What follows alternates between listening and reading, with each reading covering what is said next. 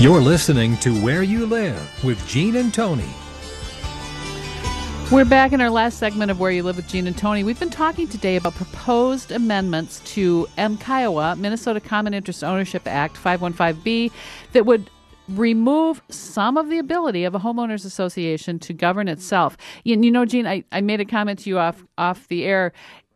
If you're Grizzly Adams and you want to live wild and free, please, by all means, do so, but do not buy a townhouse in Rosemont. Or next to me either. Or next door to me either. We have some comments from yes, listeners. we do. Yeah, we have one listener who says, and this is in reference to Eileen earlier, they said, why can't she get a quorum at her HOA? It tells me that there isn't the interest she says there is. Mm-hmm. Mm-hmm. And another person here says, what? She served in the legislature when MCIOA was formed. Uh-huh. What does she mean that she didn't know anything about it? She didn't know anything about any state legislation governing and they homeowner said, associations. what was the time period she was in the legislature from state legislature 1985 to 1999. And when was MCIOA passed? It was in the mid-'90s. That's my understanding. Yeah. But we had a caller too. Bill, did you catch what they wanted to say, or did they not have anything? It was generally about peripheries. They wanted to know about peripheries. Peripheries? Yeah. His name is Bob, and Bob said he just wanted to know about in a homeowners association because he doesn't live in a homeowners association. I see. Uh-huh. He wanted to know about something with peripheries. Boy, I don't recognize that term. Well, I hope Bob calls back. Bob, Yeah. please do call back. Yeah, 651-289-4488. Yes. But, Tony, you have a couple things that you want to say here.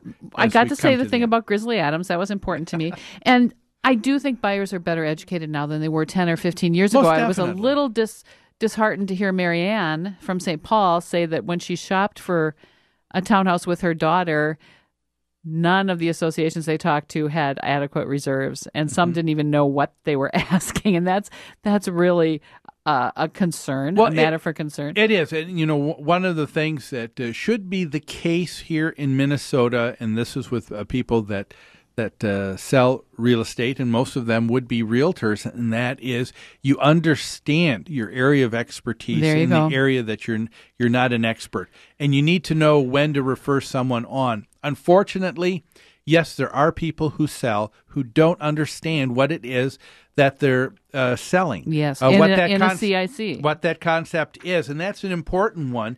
But even though they don't, that doesn't, I think, take away the responsibility of an adult buyer to take the time to understand what it is that they're buying. Yes. I've said this so many times before. People spend more time researching the TV that they're going to buy and their next cell phone more than they do their own home. You're right. If it's got the right color on the wall and the right appliances, that's it. Yeah, all of a sudden they give up all of their rights and their discernment to somebody else, and then put all the responsibility in that other person for the decision they made, or that other entity for the decision they made. I don't get it either. Yeah. It's huge. I worry that if we start restricting more the ability of a community like a home, like a CIC, to govern itself, we're at the expense of so-called individual rights, we're going to end up creating the slums of the future. That's an interesting thought. It really worries me. Like Marianne said, the whole purpose of the CIC is to keep up the values of the properties, keep up the aesthetics of the properties, and provide services. If we start allowing homeowners to put, just at their discretion, with no input from the community, all right, solar panels on the roofs, satellite dishes anywhere they want to put them, signs anywhere they want to put them, pink flamingos and windmills in the landscaping beds. What else? Paint your exterior whatever color you want. Yeah, I don't change your landscaping however you want. If we start allowing all these kinds of individual freedoms, we're going to end up with depressed property values, fewer services to these communities, and 40 years from now we're going to look back and say, where did everything go to hell? And it's going to be with this type of legislation, I think. That's an interesting thought. Yeah. And for me, as you know, the big thing that I can't go away from is the idea that you're talking about taking away the rights of another group that has formed together as Yes. a privately held company. Yes. And each homeowner association, first and foremost, is a corporation in the state where they reside. That's right. And I don't think that the state of Minnesota has any more right to step in and begin to say to an HOA, here are the things that you can restrict among yourselves. Here are the things you can't. That's right. Any more than they can do that in a privately held company or corporation where you have 4 owners of the company. Yeah. And I gave this example before, but there's 4 owners in a company, and one owner wants a dividend or money that they've made taken out of the company, but the other 3 decide that they want it to stay in. I guess by that same token, the state ought to step in and say, well, if that one individual wants to do it, he can do it. But that's none of our business. That's the business of that corporation, what they want to do with their money, how they want to act, how they want to relate to one another. And a homeowner association and a lot of the governing documents is just that. It's telling people how to relate to one another, what they can and can't do. You can go to your meetings. You can go to the board meetings. You can go to your annual meeting. You can talk to your neighbors. You can raise a petition about an issue, and you can make changes. I am sick of this argument that nobody shows up for the meetings. It's because nobody wants what you want. All right? That's what I think. You want to put a flagpole in your front yard. Nobody else cares. That's why they're not joining you at the meeting. Don't you think? Well, I think that is or is that too true. strong?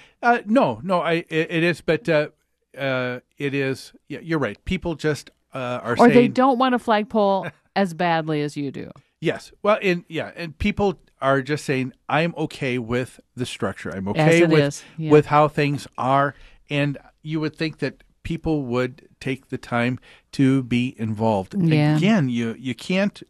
We wouldn't think of going through life. At least I do anyway, without being involved with the presidential elections, with the state without being elections, involved in your without life. being involved. Yeah. And the same thing is true in a homeowners association. And as you've said over and over again, what better place than an HOA to be able to see your actions at work and to be able to see things take place. Be able to influence what goes on. Exactly. Yeah.